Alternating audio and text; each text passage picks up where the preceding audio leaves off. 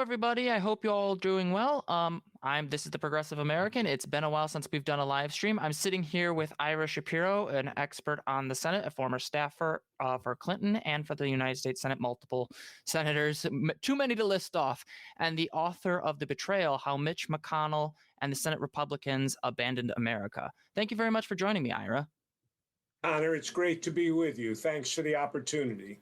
My pleasure. So a lot of the discussion and a lot of what we talk about in politics has unfortunately had a very president-centric point of view. And one of the things you've emphasized through your extensive career, both as a writer on the Senate, but as also a person who participated in it as a staffer, is there is more to the story. And I was wondering if you could get into not only the importance of the Senate as a matter of fixing much of our partisan problems today, but also as a mediating factor on the most extreme elements of our body politic. Well, Connor, I'm afraid that I've probably spent more time thinking about the Senate than any reasonable person should. It was not my intention when I started out as a Senate intern more than a half century ago that I would be spending so much time on it. But it turns out that the Senate is quite important. I mean, obviously, in our system, every part of the system has to work for the government to work. But the Senate's unique role, as you suggested, is the mediating function. Walter Mondale once called the Senate the nation's mediator. It's the place where the difficult issues are supposed to be taken on by diverse parties, people from around all over the country, through the legislative process and serious legislating, negotiating, and principled compromise. And at its best, that's the way the Senate works. Unfortunately, there's been a long decline in the Senate. It's too often the case that people can't think of anything before Donald Trump got on the scene. But I think the Senate has gone down over a long period of time, I would say 30 years. And the decline has been much steeper, in my estimation, during the McConnell era. And the consequences of that have been severe, most particularly that when we really needed a strong Senate to check a president abusing his powers, we didn't have it. And the Senate failed us catastrophically.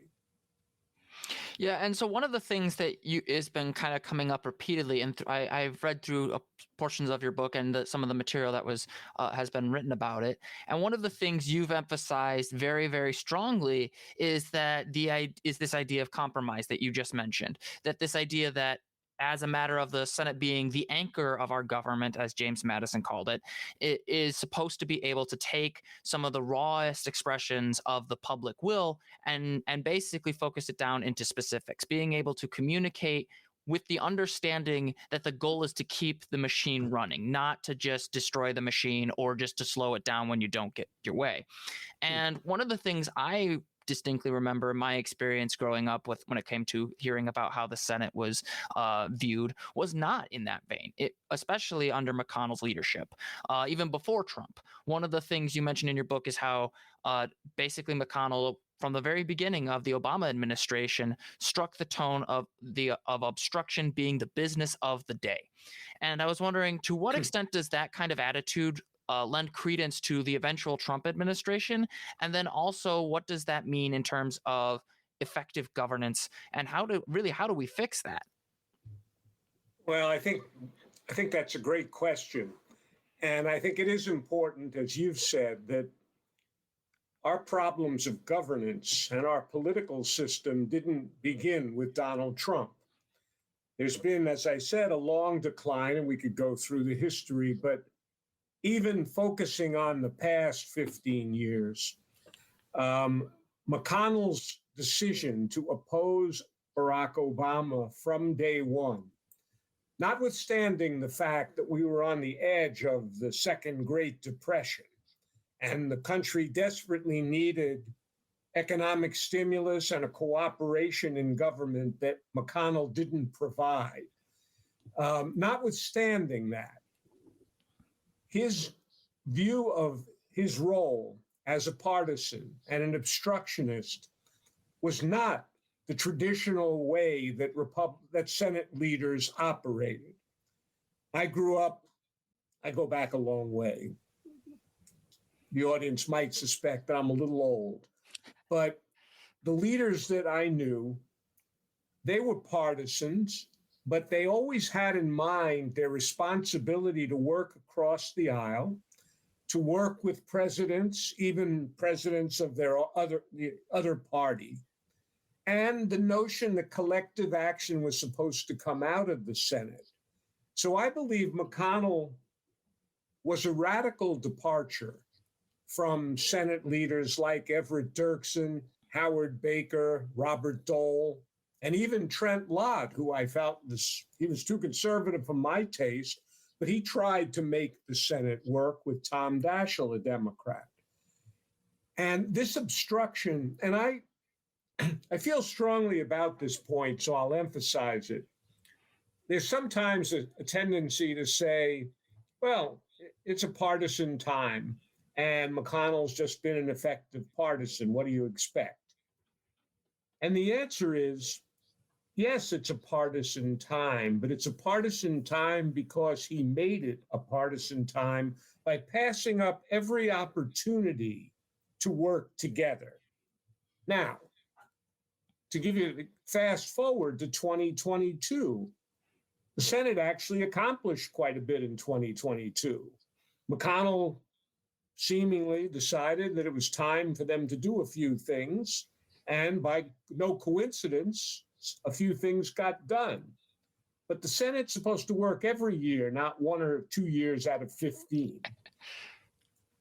Yeah, and this is kind of that issue I mentioned earlier about the view of the Senate as the chamber of no, the unwillingness to basically acknowledge that some action needs to be taken. And granted, the Senate can sometimes have a little bit of a conservative bent towards it, in that it is supposed to check the excesses of the House of Representatives. But the thing that has struck me about the last last 20 years is that we have really seen a departure from the idea of the Senate as a check on excess and a focus on deliberation and cooperation, and more on a focus of how can I win. And to me, that speaks to an issue of values, but also a flawed view of strategic interest. Because like you mentioned earlier, all of these politicians are to some extent partisans, but even partisans are supposed to view their interests as partisans through the lens of their public service, their achievements.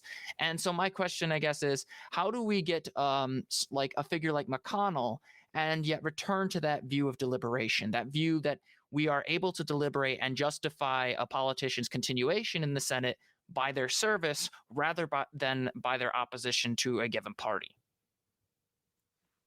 Well, I'm going to watch this video again because I thought you put it beautifully. But you're an idealist in a sense, and your view is my view. I actually don't think that the modern senators have, particularly McConnell, have viewed it that way. Basically, they have focused on victory, and to the extent that oftentimes their partisanship has overwhelmed their patriotism. And how you change that? Well, you have to defeat some of these people.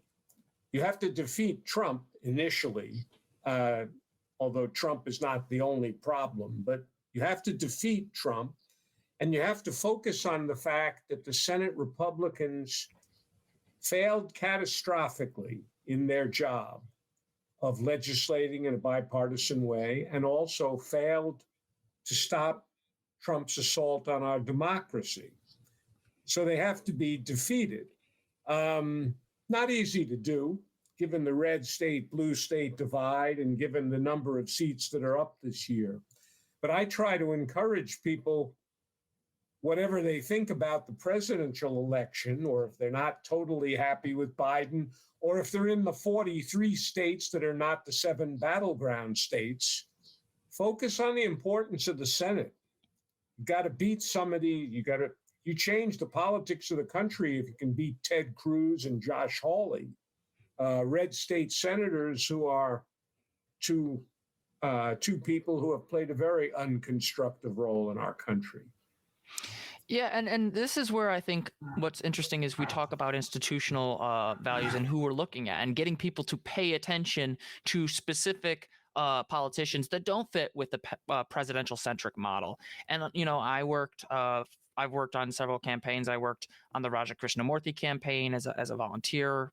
And then I also worked on the Elizabeth Warren presidential campaign, and then most recently in a primary challenge to Bill Foster with Qasim Rashid. Obviously, we didn't win because Bill Foster is still on the ballot. But one of the things that I distinctly remember experiencing, both on the congressional side of things, but also even on the presidential side of things, is the attention economy. People not knowing who their member of Congress is, who their senator is, or who even their state representative is, but they'll know who the president is, assuming they aren't still holding on to the 2020 conspiracy theories. So one of the things I think I guess I lead to you is, to what extent can we actually fix the Senate if the voters are not paying attention enough to who their senators are and what they're doing? Well, I do think that's a problem. And most people are not as attuned and focused on politics as you or I are all the time. People have lives and jobs and families and a lot of other priorities. But to some extent, and then they tend often to vote for the person on the ballot whose name they might have heard or who's a member of their party. To some extent, though, I put the responsibility on the senators. I blame the senators worse than I think they're more responsible for the breakdown than the voters. The people that have that privilege, extraordinary privilege of being a United States Senator, 6 years in the Senate, and most often multiple terms, they owe us more than they're doing. They're not, if they wanted to be state legislators, they should have stayed in their state capitals. Nothing wrong with that. And if they wanted to just be partisans, well, then they're misperceiving what they're supposed to do. They're supposed to be partisans who also are focused on the national interest.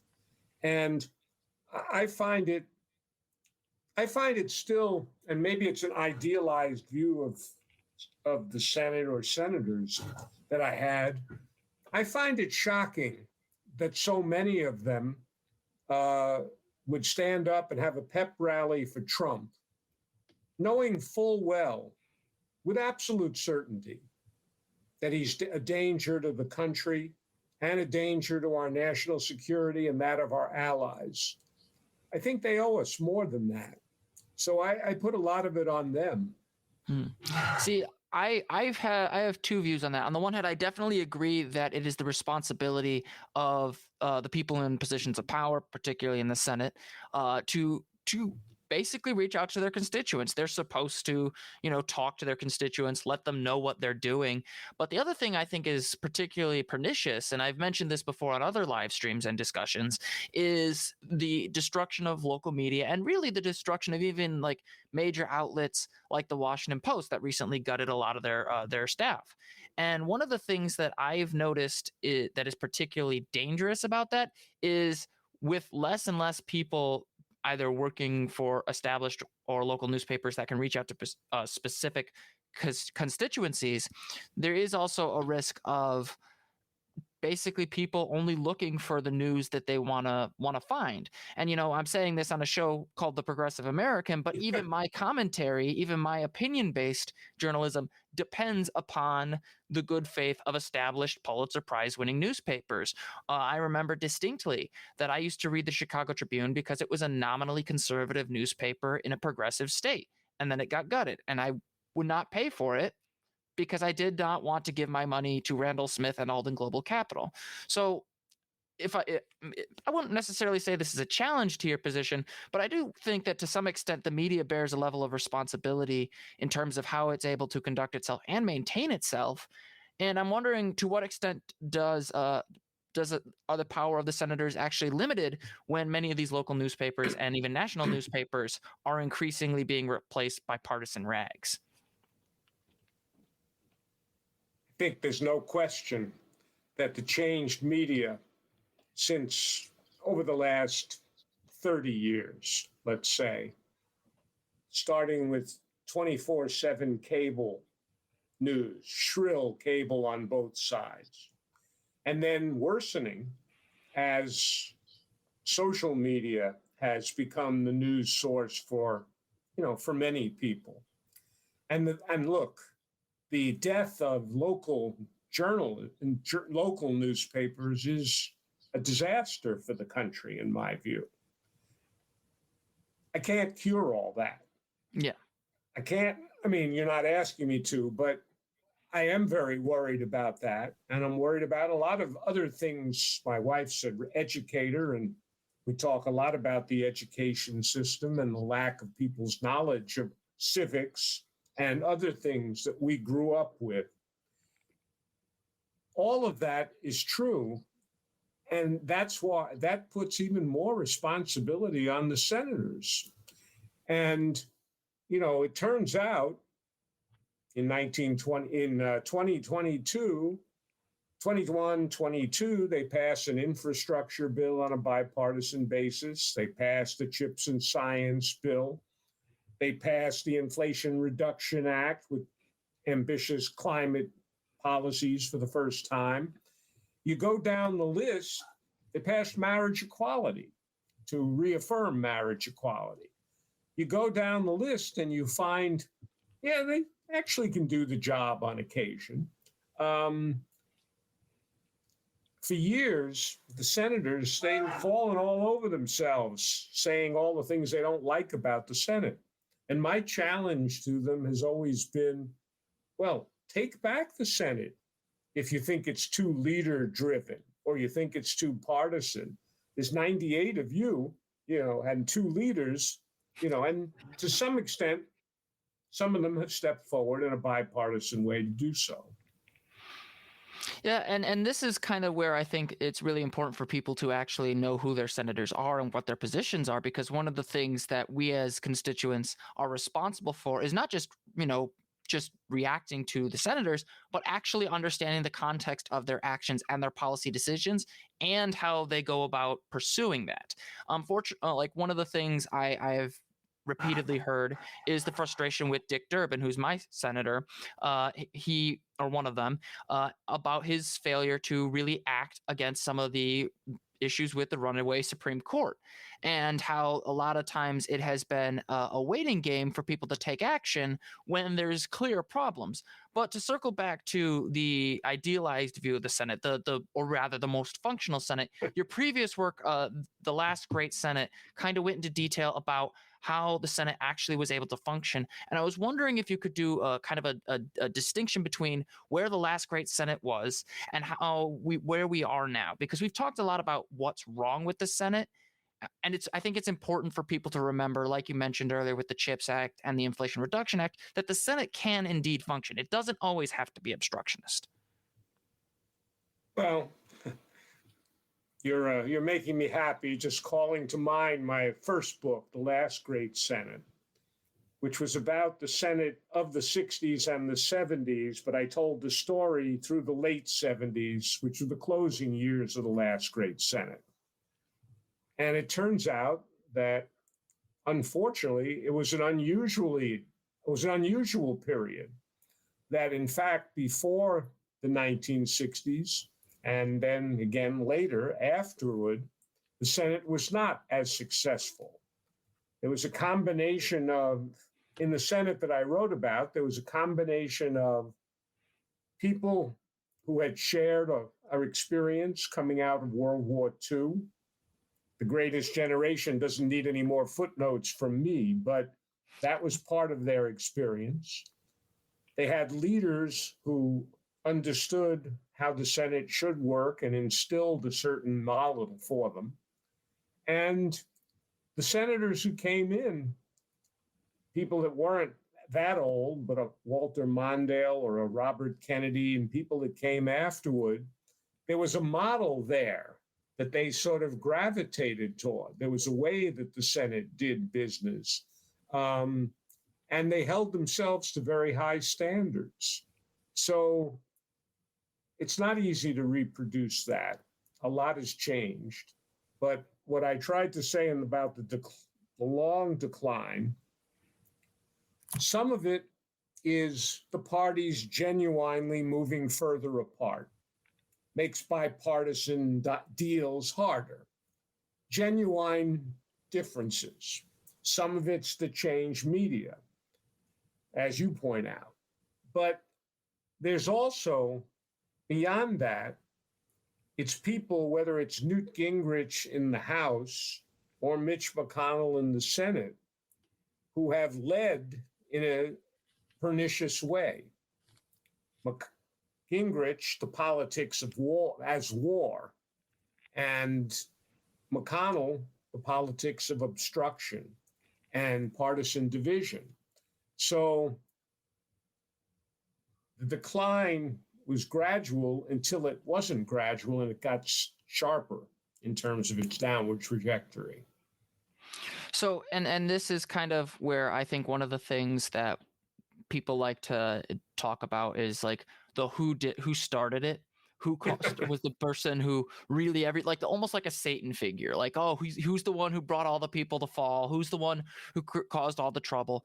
And one of the things that I think you've mentioned before, both in your work and in your previous interviews, is it's not so much that there's one person, but a collection of failures, particularly when it comes to the view of politics as war, when you mentioned Newt Gingrich, but also politics as a matter of grievances.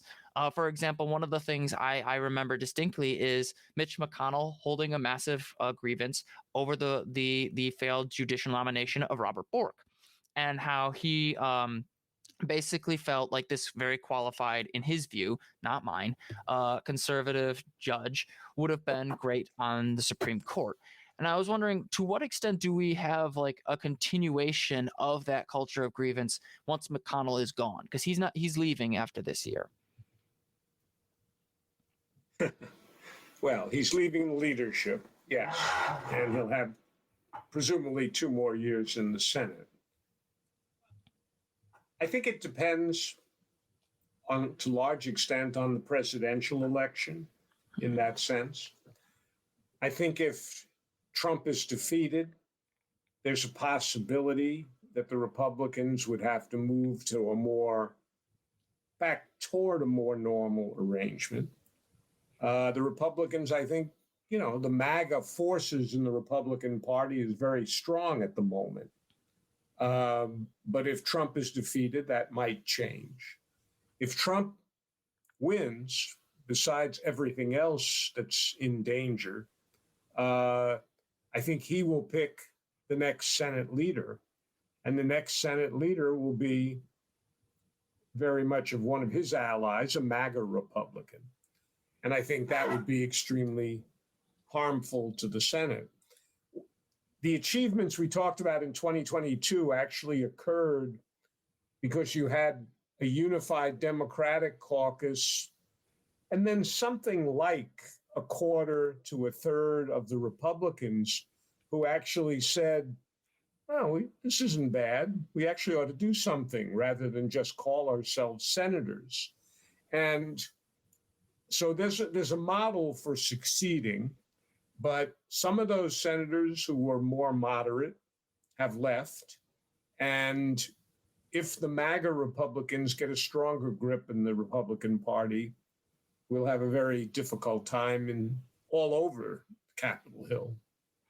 Yeah, and I think the other thing, and it kind of goes back to that media issue, is there's also a subsection of not just members of the House, but also like the Senate that are using social media as a mechanism, and like having podcasts like this, where they will actively use their platforms as a way to fundraise. And so there's an incentive structure to almost be like a martyr. Like Ted Cruz has his own podcast. He has all these deals because of it. And I think one of the things that would be deeply concerning is if Trump were to win in the presidential election, if you were to choose somebody with that similar setup, that idea of sorry, apparently I have an itch or something, I don't know why, but there was a, I think that there's a very real risk of this kind of self-aggrandizing media environment that rewards attention rather than legislative accomplishment. And one Oh, of the things, absolutely. I and mean, there's a lot of performative outrage. oh, and the worst thing is, I think it kind of goes back to that what you mentioned earlier about the responsibility of the senators to effectively communicate with their constituents. And unfortunately, what it seems to me is that they're getting their message out, but just in a very cynical way in some cases, especially with Ted Cruz, because Ted Cruz is notoriously cynical in the way he conducts himself. But to go back to Mitch McConnell, and in particular his relationship with the Trump administration, because everybody wants to talk about the Trump administration, especially with the upcoming election. One of the things that I distinguish January 6th happened. I was actually live when January 6th happened. I was doing a review of the Georgia Senate races. And one of the things that was especially concerning was the fact that we basically had a situation where Mitch McConnell went and said after January 6th that Trump was morally responsible for the events, but really his opposition kind of started to die down to a kind of a whisper. And I was wondering, to what extent do we have to like worry about the Senate getting its backbone back? Because it seems like with certain leadership, it wants to act as Sure. an extension of the executive instead of acting like a co-equal branch of government. Well, sure. I mean, look, I think that McConnell failed the country. Well, let me go back and say that I was once asked, well, the title of your book is The Betrayal. That's a pretty harsh word. I said, well, if you think the senators had the particular responsibility to check a president who threatened the constitutional order, and you think they repeatedly and knowingly failed, that's pretty much of a betrayal. And McConnell, his speeches on January 6th in the morning and February 13th at the second impeachment trial were as eloquent a condemnation of Trump as you could possibly make. And yet, he couldn't vote to convict Trump. I guess he thought, I mean, nobody believes his argument that you couldn't do that to a former president. His calculation was that Trump was still too strong. I think he believed Trump would wither away over time. And he was wrong, basically. He had the last clear chance to do the constitutionally responsible thing. Had he voted to convict Trump, certainly there would have been 9 or 10 others or 15 others who would have joined. And we wouldn't have gone through what we've gone through the last 3 years, because Trump would have been disqualified from running for office. Now, is that cowardice, or is it just a lack of principle, basically? I mean, Ben Sasse, the former senator from Nebraska, who is now a chancellor in Florida of the university there, Ben Sasse voted to convict Trump. He said there are some lines you just can't cross. And for McConnell, there's never been that kind of line. You know, everything, basically, there's no principle that's strong enough to uphold. So I don't know whether we call it cowardice or just call it lack of principle.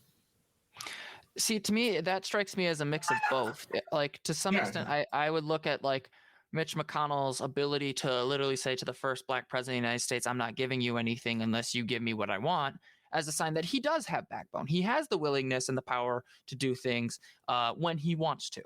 And I think there is a certain extent to where I think you mentioned it in your book that he viewed Trump as early on as his valuable prospect, his challenge to a potentially New Deal Democratic vision. And I think there is a part of him that still is both cowardly and unprincipled, but also opportunistic in that even if Trump didn't wither away, his opposition to Democratic New Deal politics would still remain. At least that would be the kind of calculation that I would suspect he was capable of. I think that's a really good point. And I always try to acknowledge that there's room for legitimate differences between Democrats and Republicans. McConnell would say, and I quote him in the book at different times, when he would oppose the Affordable Care Act, McConnell would say, America's not France. By that means we don't have all this socialized stuff, the government doing everything. I get that. And to some extent, that's a legitimate sort of point of view. But it doesn't justify corrupting the confirmation process the way he did with the Supreme Court justices. When leaders take steps to sort of disregard norms and traditions that have made the institution work, that has very bad consequences. Now, McConnell likes to say, as I think you suggested, McConnell has often said, the Democrats are responsible for every escalation of the judicial wars. And that he goes back to Bork, et cetera. He blames them for that. Well, after Bork was defeated with Republican votes as well as Democratic, all the other justices, with the exception of Clarence Thomas, that was a hard hearing, all the other justices were confirmed rather routinely before McConnell discovered that, well, you can't confirm someone in an election year, so we're going to not consider Barack Obama's nomination. He escalated the judicial wars in an unprecedented way. And then he continued doing it, including slamming through the last of the nominations 8 days before Election Day 2020. That kind of trashing of norms, is very consequential for the way the system works and doesn't work. And that's especially concerning to me because the issue I have with McConnell isn't just that he was an obstructionist and so overtly partisan and really bastardized patriotism. He also sent the message that obstructionism is good for business. If you can portray government as ineffective, as unsuccessful in its endeavors, then nobody will want to ask their government to do anything, and then it perpetuates his worldview. But the other thing that worries me is the potential for a McConnell on the Democratic side. Like there are no angels in government, but there are also risks of escalation into even worse figures. And I was wondering, from the perspective of ensuring that on the Democratic side we don't get a partisan like McConnell, to what extent does the Democratic Party really ready to deal with the potential obstructionists like that within their own ranks?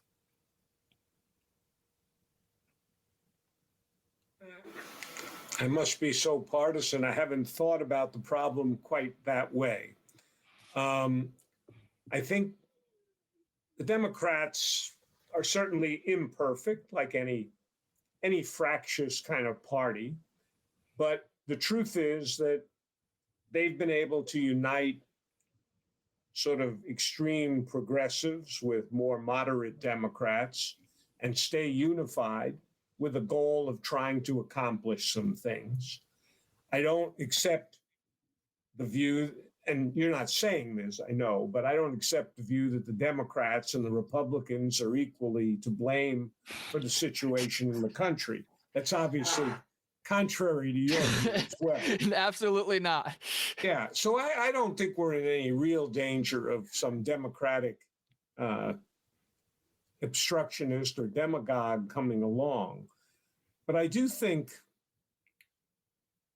we're in a very serious situation from a progressive standpoint, because many progressives, and particularly younger people, not only younger people, but particularly younger people, are disillusioned with Biden for various things. And the worst thing that could possibly happen, I think, is that disillusionment leads them to say, throw up their hands and say, it doesn't matter. We never get anything positive out of these elections anyway, so we'll just sit it out. I think that would be terribly destructive. I understand their frustrations, and being older, I remember a better time when government worked better. But certainly Biden has had significant accomplishments, far more consequential presidency than one would have anticipated. And I hope that as we go into the next 5 months, people, if they're disillusioned with him at all, I hope they'll be driven to the polls by their issues, whether it's abortion or climate change or affordable health care or gun control, reducing gun violence. The difference between Democrats and Republicans is profound up and down the line. And on that note, like I want to make clear, and I know I wasn't saying this, but there is a very clear difference between the Democrats and Republicans. If there wasn't, there wouldn't be two political parties. There'd be one. People, when it comes to this idea of Democrats and Republicans being the same, particularly on a certain element of the progressive side of the coin, I do think there's a certain feeling of, we never see the successes, we never see the discussions. And I do lay that kind of at the feet of the media, because they have a negativity bias. They'd much rather cover, a car chase or something like that than go into the minutia of explaining why the CHIPS Act is especially important for the American public going for the next 20, 30 years, because that takes getting people to pay attention longer than a snapshot or a clip. And one of the things that I think is especially important for my audience and other people who may see this going forward is that when you are looking to see change in the political sphere, you can't just vote for one political office. You can't just focus on the presidential side of things. You have to also know who your senators are, who your state reps are, who your congressmen or congresswomen are. It doesn't really, those things I think are especially important, because otherwise we're going to just have people voting for people like McConnell over and over again. And then it will be, like I said earlier, a self-fulfilling prophecy like McConnell wanted. And so I think to kind of circle back to your previous point of, you remember a time when government worked better. If the Biden administration manages to secure a second term, and I personally think he will, it'll be close, but I think he will. To what extent does the president bear responsibility for how he conducts himself with a likely opposition Senate, as Senate it looks like the Republicans are poised to take it? Well, I don't think they're necessarily going to take it, basically. Virtually every Democratic incumbent who presumably is endangered, is actually running well ahead of Biden and likely to get reelected.